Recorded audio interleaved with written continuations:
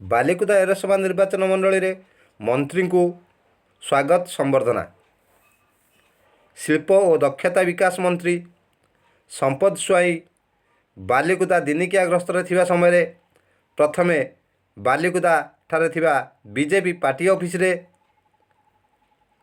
BJP ଯୁବନେତା ସତ୍ୟ ସାରଥୀ ମହାନ୍ତିଙ୍କ ନେତୃତ୍ୱରେ ଶହ ଶହ କର୍ମୀ ସ୍ୱାଗତ କରିବା ସହିତ ସମ୍ବର୍ଦ୍ଧନା କରିଥିଲେ। ଏହାପରେ ମନ୍ତ୍ରୀ କାଳିଓଠାରେ ଏକ ଶିଶୁ ମନ୍ଦିର ବାର୍ଷିକ ଉତ୍ସବରେ ଯୋଗଦାନ କରିଥିଲେ।